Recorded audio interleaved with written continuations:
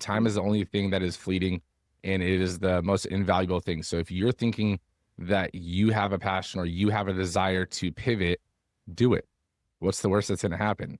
It doesn't work out and you can go back to what you're doing right now. Because at the end of the day, when you're on your deathbed, are you going to look back and be like, man, I wish I would have done that? Or what if I would have done that? Don't have any regrets like that. There's so many ways that you could fulfill that goal as long as you're adaptable.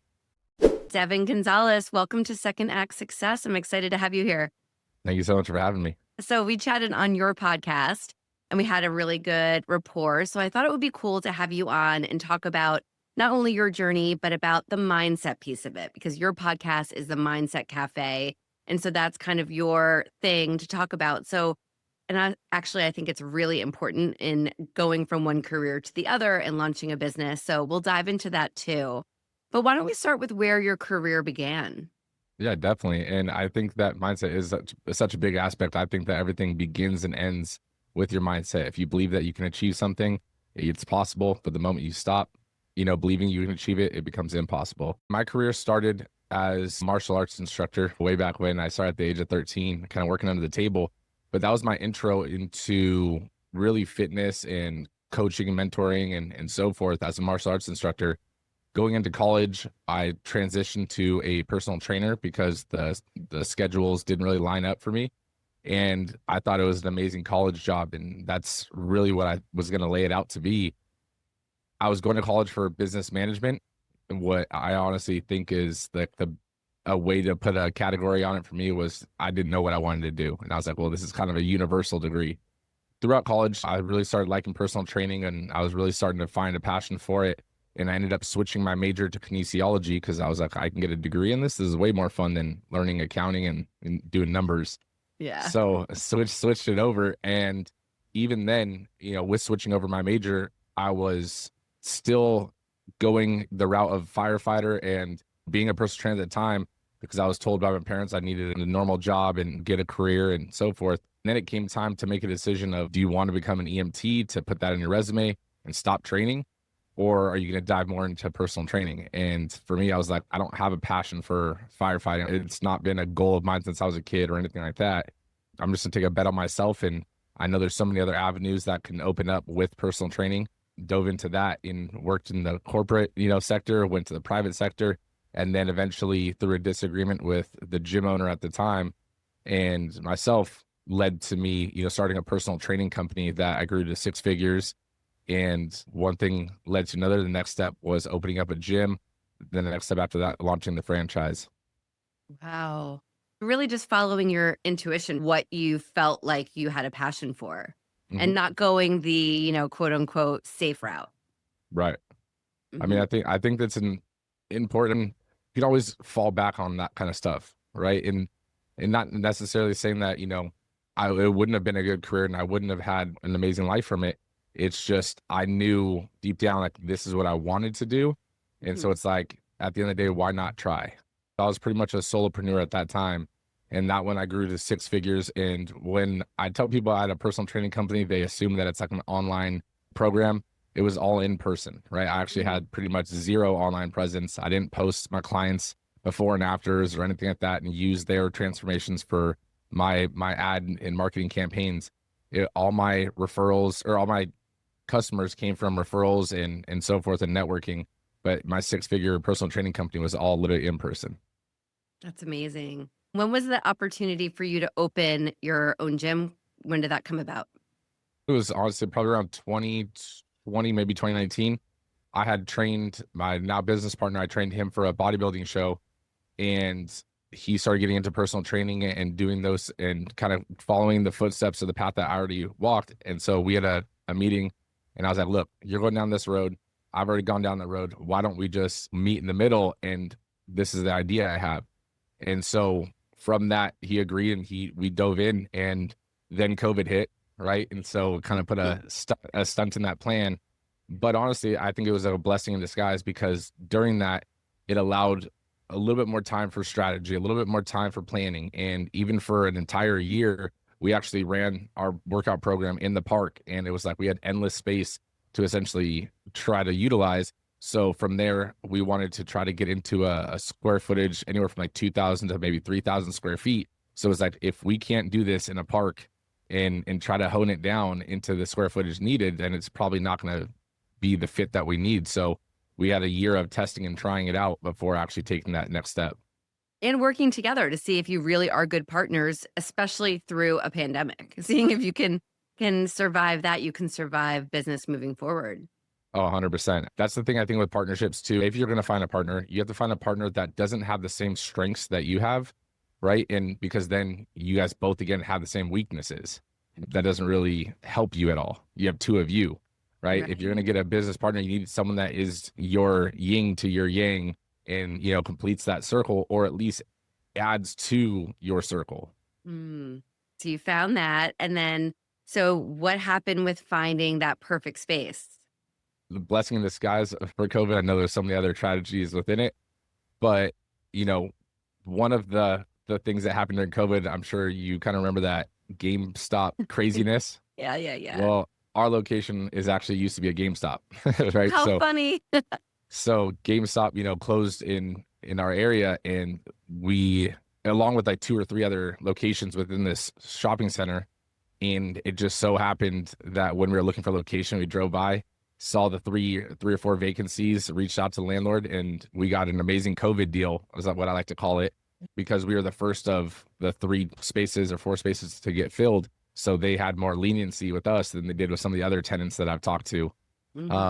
But we use that to our advantage, right? Because especially with a new business, this is what like a lot of brick and mortar companies don't realize, is that landlords aren't as willing or flexible to take a bet on you if you don't have a resume to back it, right? Meaning that you have multiple locations, or you have a franchise system that is supporting you, or you've been an entrepreneur and you have a more extensive portfolio.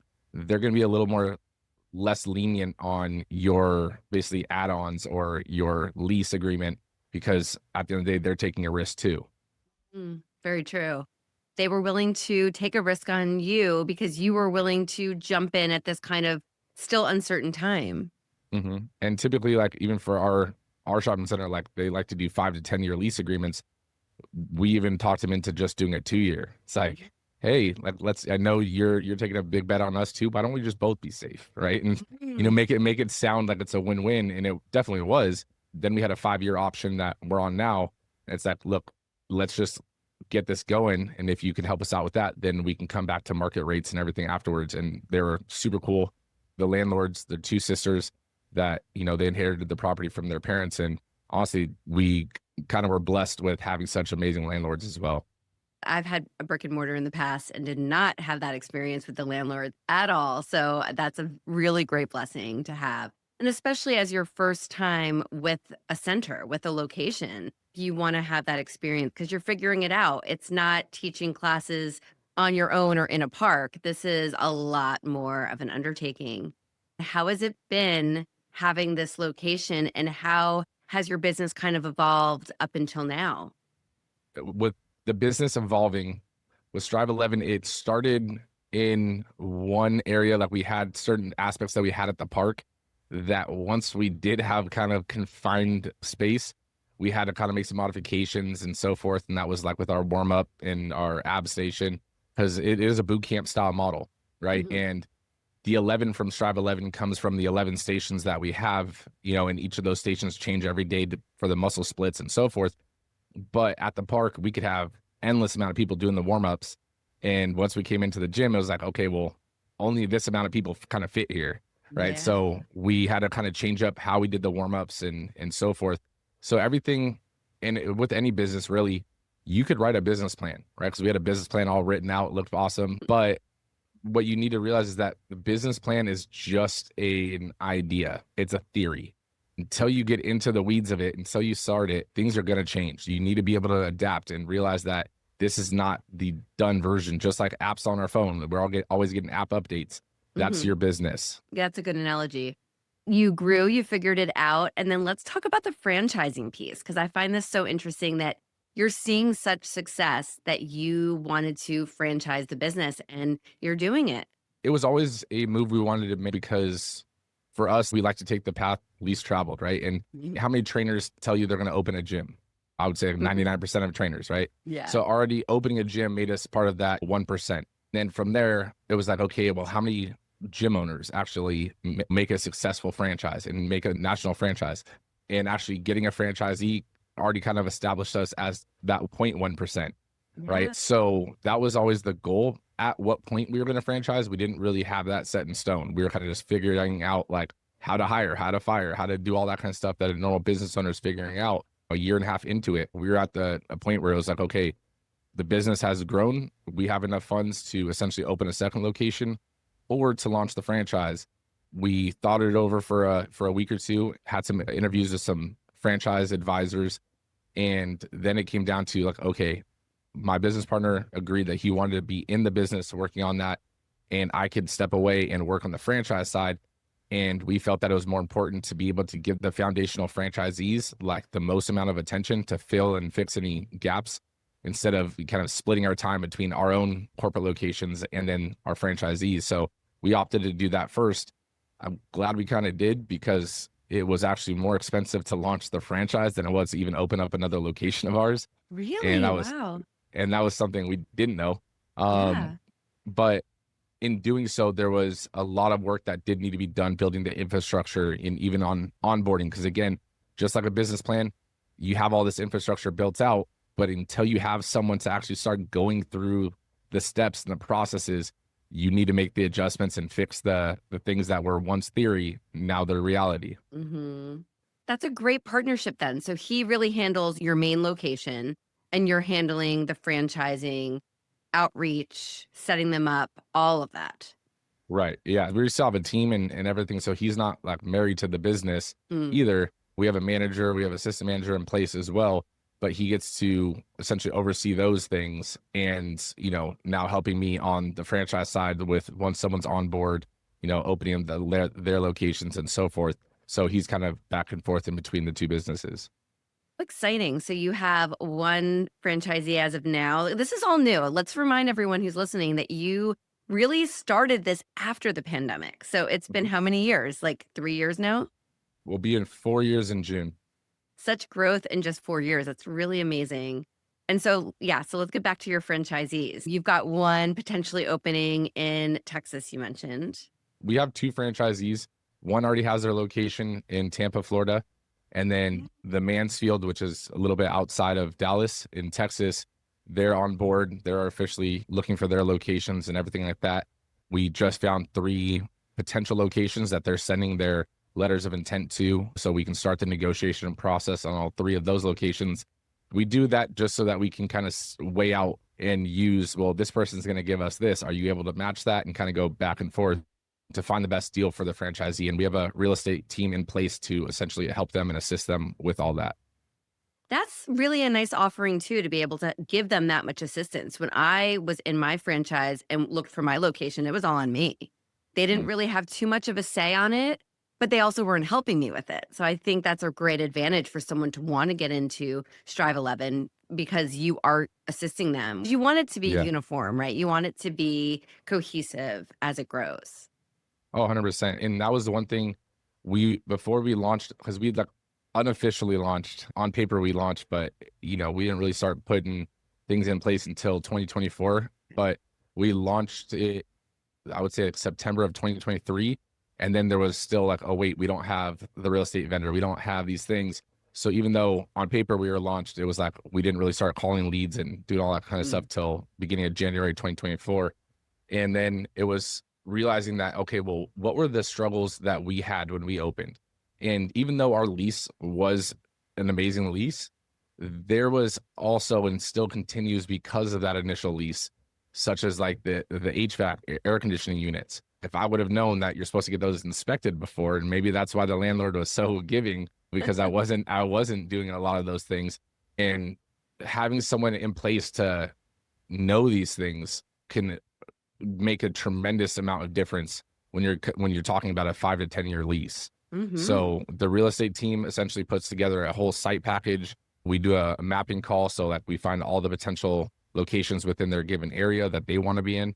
Even before that, I have a call with them. We have a software that we actually find the demographics in all the different areas and what would be your protected territory, all that kind of stuff. And then the franchisees get essentially a file or a folder with anywhere from 50 to 100 locations that they can look through the brochures, pick their top 10, top 20, and then just go to those locations. You've done a lot of the legwork for Mhm. these potential franchisees, which is amazing.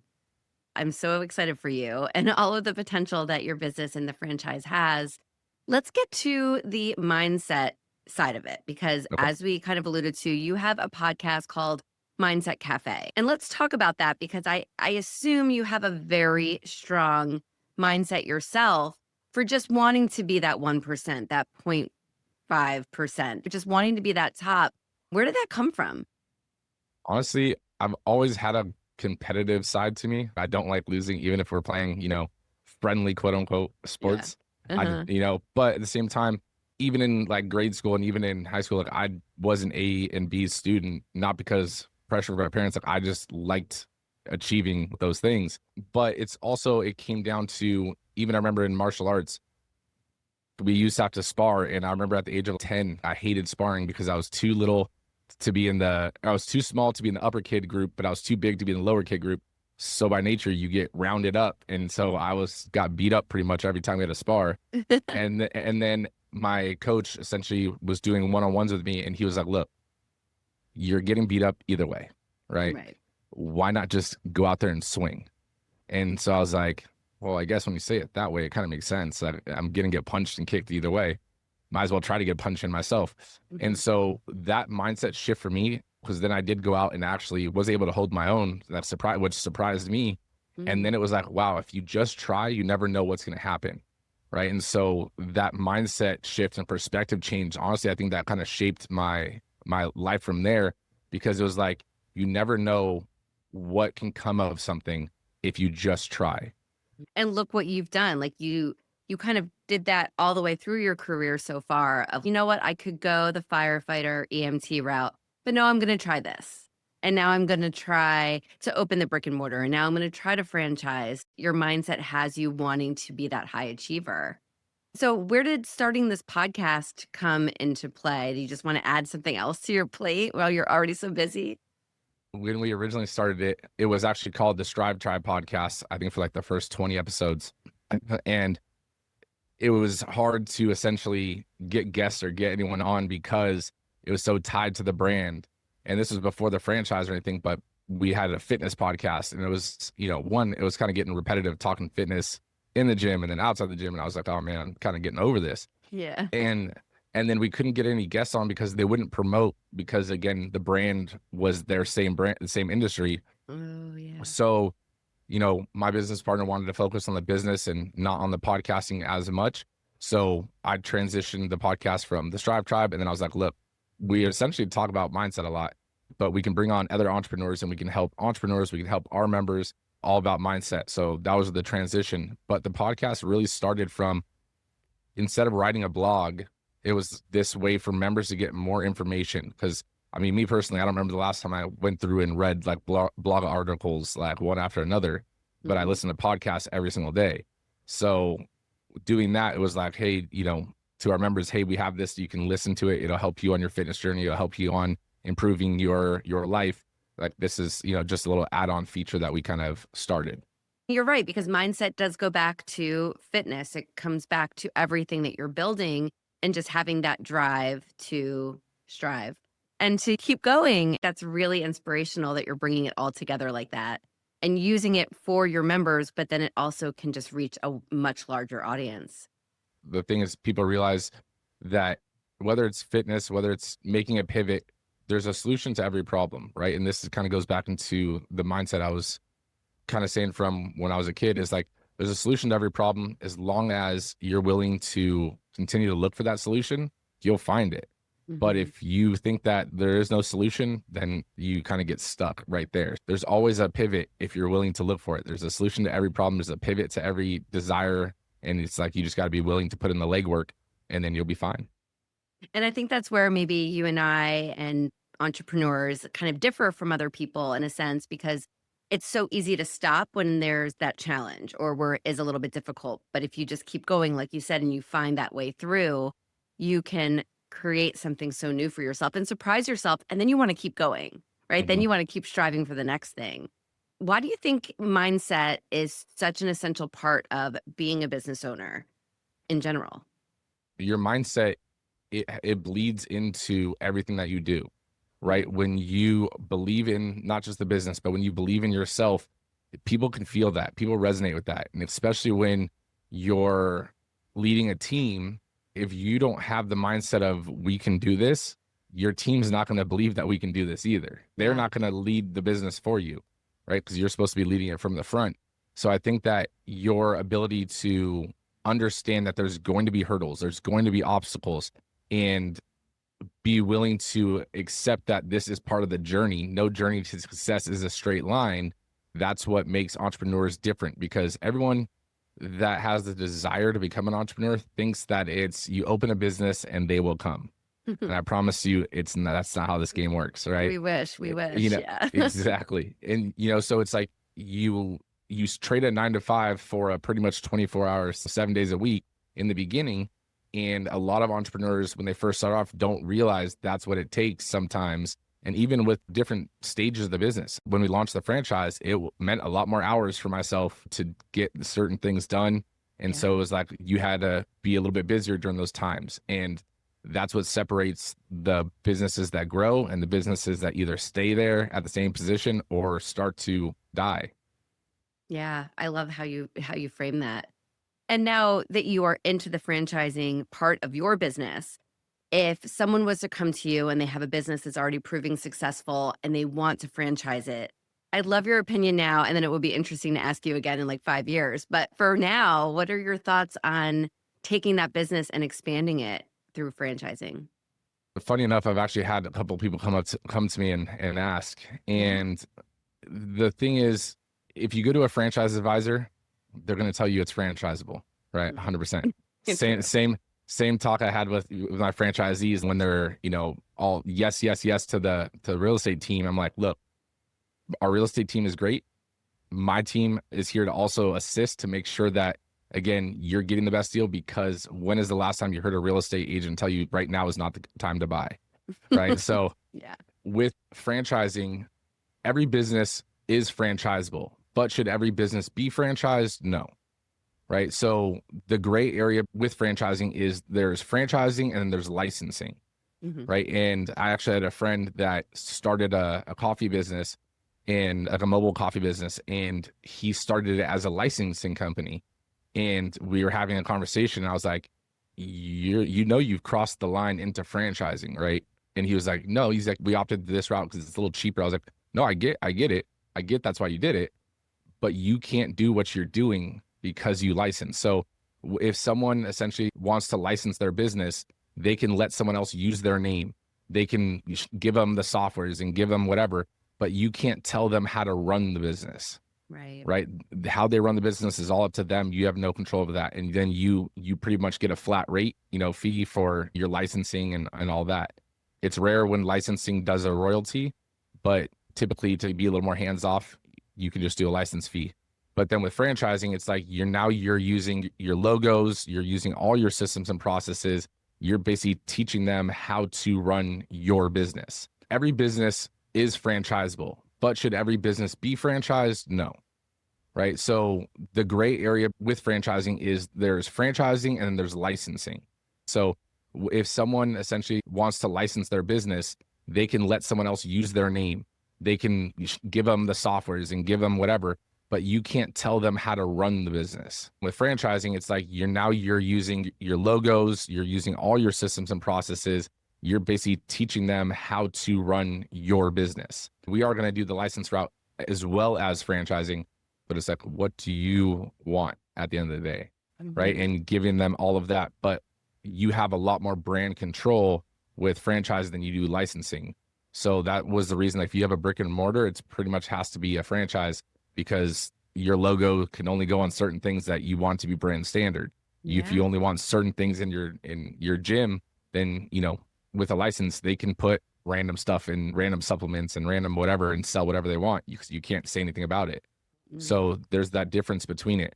And then there's the area of like, do you want to do either, or do you want to keep this, kind of corporate and just open up your own locations, right? Because there is no Yeah. right way to scale. We're opening up more corporate locations as we're franchising. So we're kind of doing both of those routes, but it's like, what do you want at the end of the day? You laid it out so perfectly because what you decide now is just going to make your journey down the road a little bit easier. Just speaking from the franchise I was a part of, they started licensing and then they decided to get into franchising. And then it was Mhm. harder to get the licensees to switch over. And meanwhile, as the franchise grew, there were people who were licensees using different logos and just completely running a different business. And that was really hard for the brand overall. It would be interesting in a couple of years if your friend will decide to go the franchising route.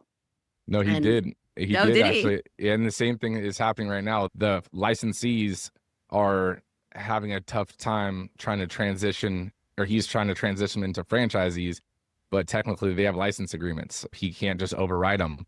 I mean, there is a time, there is a place to be able to do it. I mean, we are going to do the license route as well as franchising. For example, we have our gyms that it has to be a franchise. But let's say you already own a gym and you own a big box, let's say 40,000 square foot facility, and you have a studio room that you're not utilizing right now. Well, we can license our wall design, because the crazy wall designs we have, license our logos, license our program to you, and you can run it in there. Right now, you offer Strive workouts in your gym. You can do it as a separate membership. You can do it as a part of your membership, whatever you want to do, but it's a flat rate you're paying us, right? So we don't collect a royalty on any of those ones. But for us as a benefit, we're like, hey, we have these Strive locations, and we're also in these other stores. Kind of like when you see a Starbucks in a grocery store, Yes, great you know? example.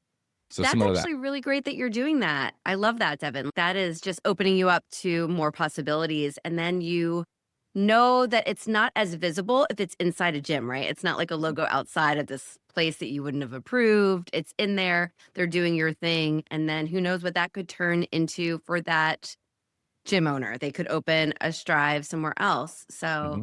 brilliant. I love that. Thanks. Well, Thank you. as we wrap up, let me get your advice for someone who's thinking about starting a second act in general, opening a business. What's one piece of advice that you would give them? Don't wait, right? I mean, time is the only thing you can't get back, right? Time is the only thing that is fleeting, and it is the most invaluable thing. So if you're thinking that you have a passion or you have a desire to pivot, do it. What's the worst that's going to happen?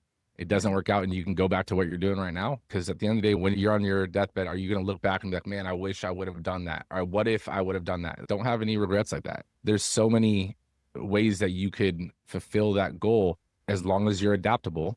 And as hurdles come, as obstacles come, you just address them. My whole thing is face the problem at hand and cross each bridge as it comes. If I can't do anything about a problem or about an issue right now, like nothing I can do about it, right? I don't worry about it.